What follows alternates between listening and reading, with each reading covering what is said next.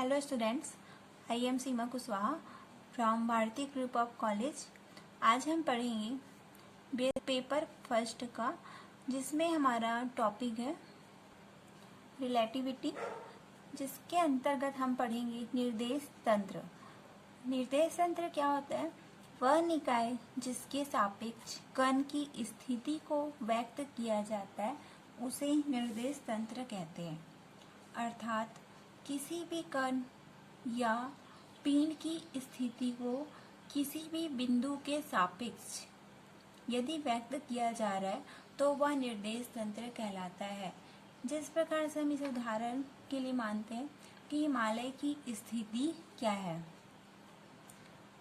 तो उसको व्यक्त करने के लिए अक्षांश और देशांतर रेखाएं मानी गई है। तो कितनी डिग्री अक्षांश और कितनी डिग्री देशांश पर हिमालय की स्थिति है, या हम यह कहें कि हिमालय की स्थिति दिल्ली से कौन सी दिशा में कितनी है, अर्थात उत्तर दिशा में कितनी है या पूर्व दिशा में कितनी है, तो उसको रिप्रेजेंट करना ही निर्देश तंत्र कहलाता है। निर्देश तंत्र दो प्रकार के होते हैं, जड़त्वीय निर्देश तंत्र और अजड़त्वीय निर्देश तंत्र। जड़त्वीय निर्देश तंत्र, यदि किसी कण पर कोई बाह्य बल नहीं लग रहा है तो वह निर्देश तंत्र जिसके सापेक्ष इस प्रकार के कण की गति त्वरित रहित दिखाई देती है उसे जड़त्वीय निर्देश तंत्र कहते हैं। जैसे कि हमने न्यूटन के जड़त्व लॉ में पढ़ा था कि हमने उसमें पढ़ा था कि यदि कोई बॉडी या पार्टिकल या पिंड अगर कांस्टेंट है तो वो कांस्टेंट ही रहेगी, या मोशन कर रही तो मोशन ही करते रहेगी जब तक कि उस पर कोई एक्सटर्नल फोर्स ना लगाया जाए। तो इसे जड़त्व का नियम कहते हैं। तो न्यूटन के या जो जड़त्व निर्देश तंत्र है वो होते हैं जिसमें गतिशील कण जड़त्व के नियम का पालन करता है।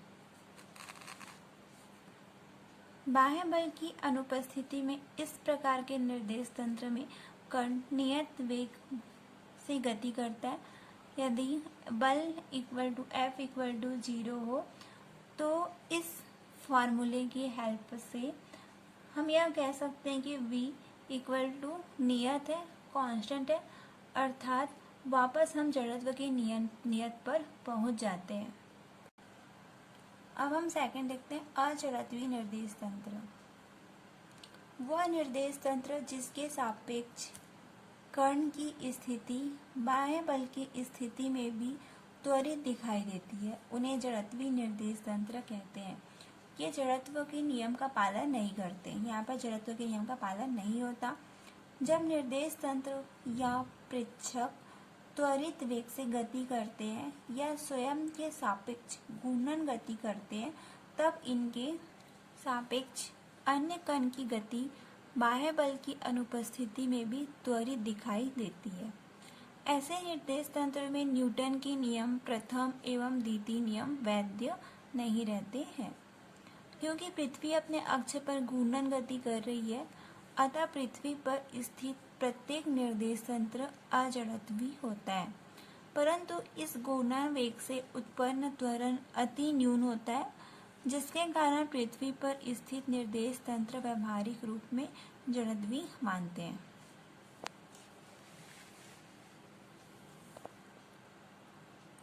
अब हम देखते हैं गैलीलियन रूपांतरण क्या होता है। यदि किसी निर्देश तंत्र के सापेक्ष कण की स्थिति ज्ञात हो तो वे रूपांतरण संबंध जिनके द्वारा किसी अन्य जड़त्व निर्देश तंत्र के सापेक्ष कण की स्थिति ज्ञात की जा सके।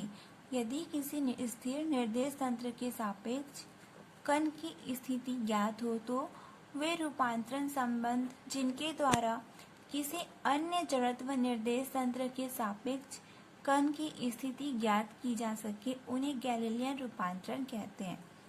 इन संबंधों के द्वारा गतिशील कण की अन्य भौतिक राशियों जैसे वेग, संवेग, त्वरण तथा बल आदि भी ज्ञात की जा सकती है।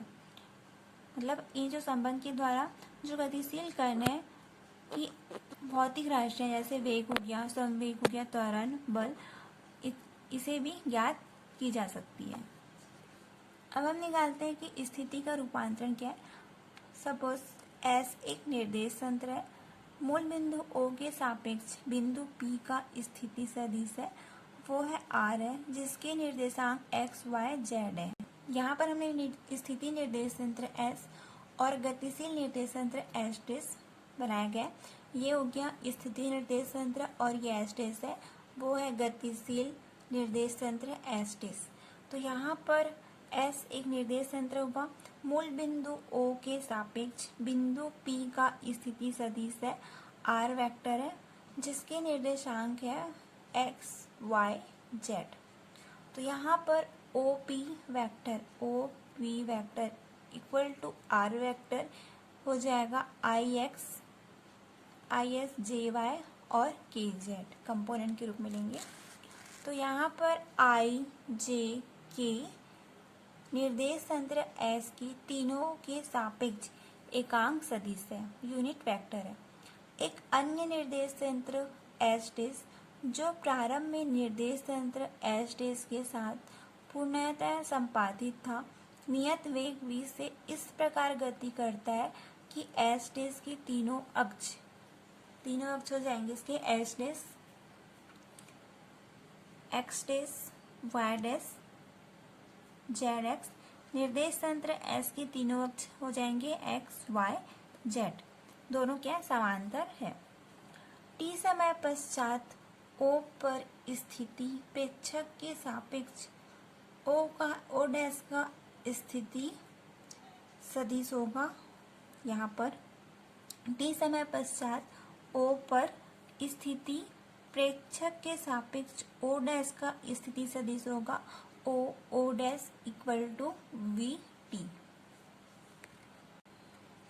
निर्देश तंत्र के मूल बिंदु O के सापेक्ष बिंदु P का स्थिति सदिश हो जाएगा OP vector equal to R' equal to IX plus JY plus KJ। इसे हम इक्वेशन 3 लेंगे। अब हम ट्रायंगल OO'P में सदिशों के त्रिभुज नियम से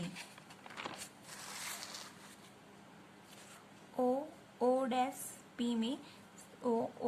में सदिशों के त्रिभुज नियम से निकालेंगे हम।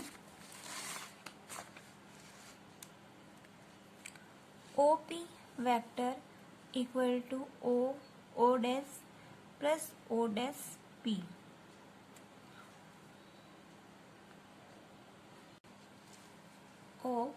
P वेक्टर की वैल्यू निकालेंगे OP वेक्टर की, तो वो हो जाएगा O' प्लस O'P वेक्टर। तो OP वेक्टर को हम लिख सकते हैं R वेक्टर और O' वेक्टर को लिखेंगे VT वेक्टर और O'P वेक्टर को लिखेंगे R वेक्टर।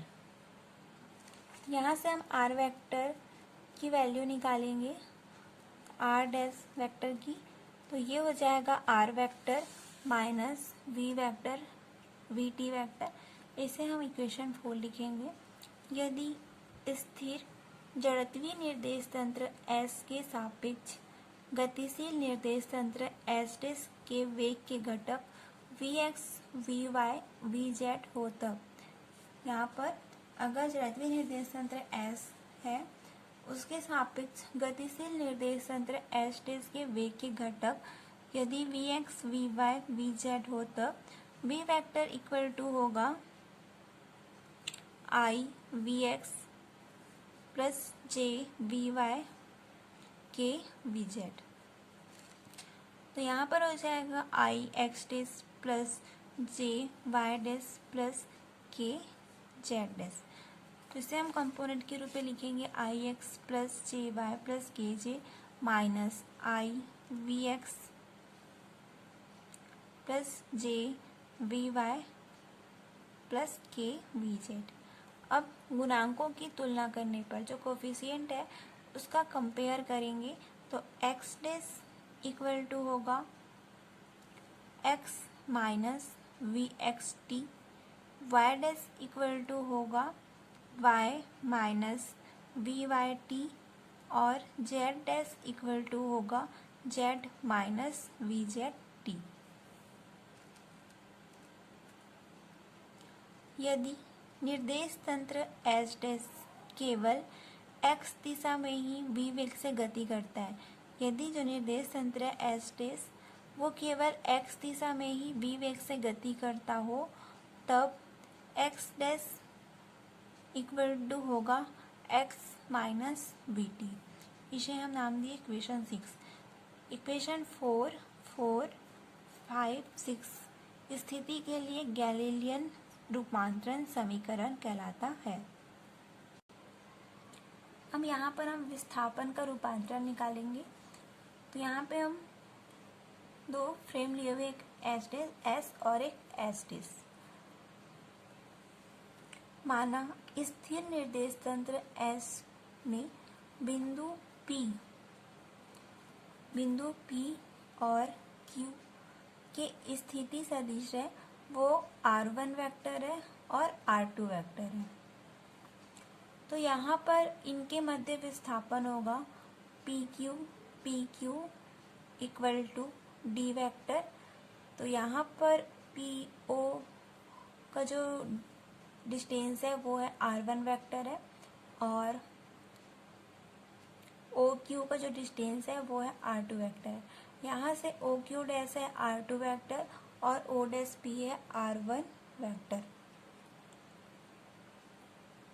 तो यहाँ पर इनके मध्य विस्थापन होगा PQ equal to D vector equal to r2 minus r1 vector. यदि स्थिर निर्देश तंत्र S में बिंदु P और Q की स्थिति निर्देशांक स्थिति सदिश है, वो r1 वेक्टर और r2 वेक्टर है। तो अब यदि गतिशील निर्देश तंत्र एच डैश में इन्हीं दोनों बिंदुओं के किसी सदिश, यदि गतिशील निर्देश तंत्र में एच डैश में गतिशील स्थिर निर्देश तंत्र है एच डैश और जो निर्देश तंत्र है स्थिर निर्देश तंत्र है वो है एस और गतिशील निर्देश तंत्र है वो है एच डैश। तो इसके पहले हम इस पे निकाले एस पर स्थिर निर्देश तंत्र में, पी क्यू ओ पर। अब हम निकालेंगे यदि गतिशील निर्देश तंत्र एच डैश में इन्हीं दोनों बिंदुओं की किसी स्थिति सदिश है, वो r1 वेक्टर और r2 वेक्टर है। तो गैलीलियन रूपांतरण से इक्वेशन होगा r1 dash equal to r1 minus bt और r2 dash equal to r2 minus bt। यहाँ पर r1 dash equal to r1 minus bt और r2 डैश इक्वल टू हो जाएगा r2 माइनस bt। अब r2 dash minus r1 dash से r2 minus bt minus r1 minus bt, तो इसे हम लिख सकते हैं कि r2 dash minus r1 dash equal to हो जाएगा r2 minus r1 equal to d। यहाँ पर r2 dash minus r1 dash से r2 माइनस bt और r1 माइनस bt हो, तो r2 dash minus r1 dash equal to हो जाएगा r2 minus r1 equal to d। ये हो गया इक्वेशन 7। अतः गैलीलियन रूपांतरण में दो बिंदुओं के मध्य विस्थापन या सदिश दूरी नियत रहती है। जो गैलीलियन रूपांतरण है उसमें दो बिंदुओं के मध्य विस्थापन या सदिश दूरी है वो नियत रहती है। इसे विस्थापन के गैलीलियन निश्चरता का नियम भी कहते हैं। और जब दो बिंदुओं के मध्य विस्थापन है या सदिश है, अगर उसकी जो दूरी है वो कांस्टेंट है, तो इसे विस्थापन की गैलीलियन निश्चरता का नियम भी कहते हैं। तो ये था विस्थापन का रूपांतरण,